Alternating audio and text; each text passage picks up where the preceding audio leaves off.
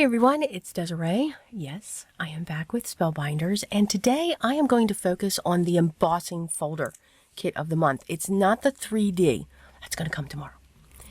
But I'm focusing on this. I just loved this pattern, and when I saw that pattern, I saw waves.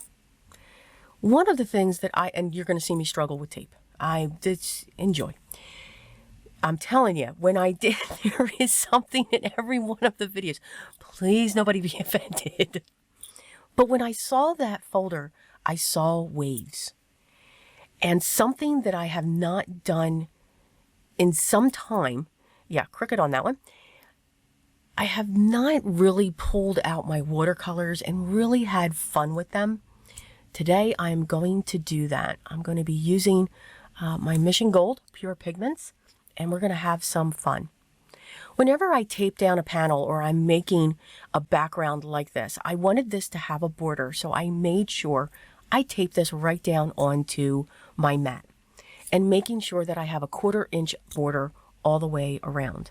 Yes, as you can see, I'm going to do the watercoloring first before I do my embossing. So I've grabbed my brush, I've got a large round brush, my water, and we're just going to mix up some colors. And I want them to be, what's the word I'm looking for? Vintage-y, maybe? I've got this deep blue, and I'm just adding brown to these colors, and I'm pulling in my beige and putting that up there, and then just mixing these colors together and going back and forth and just getting those colors down. This is going to be my first layer. Now, the piece of cardstock that I'm using for this is actually Bristol Vellum for this. I'm not using a watercolor. Now, Bristol cardstock does wonderful with water, so absolutely you can water on it, but it's going to give me this really cool effect when I just start. There's my splatters. I'm doing my splatters in darker colors than what I've already put down. But then I'm going to go back over them with just water, and I'm just flicking around my brush with those colors.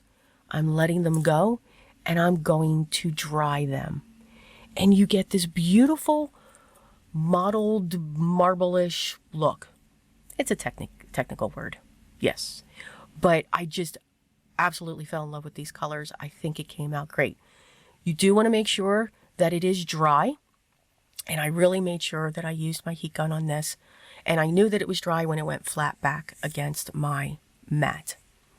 And you can see as we pull this piece off, we have a beautiful border going around this card. Here's the next thing I did. We're going to set our panel into our embossing folder. And I'm sorry, I forgot to tell you, this is called the Seamless Floral Background. I'm going to use my platforms for Spellbinders. Now, what you want to make sure, and I put this in normal time here, I've got my panel set where I want it. I'm going to use my A platform base, and then I'm going to follow the rules for the regular embossing folder. That's what we're doing. So we need our A base, our B, and the embossing folder itself, and then just one plate. And I'm going to run that through my Spellbinders Platinum 6. I love that platform system. And look at that beautiful design that you have on this panel. So here's this one, happy accident. What I forgot to do when I cut the panel wrong. I'm not sure what I was thinking, but I just cut the panel not the way that I wanted it. So I made sure I cut 1/8 of an inch off all the way around this panel. Since I did do watercoloring and a lot of water on this, and I did emboss this, I am going to use my U-line 2-inch film tape. I love this tape, but it is not forgiving. It is very strong, which is why I love it, because it flattens this panel out even more.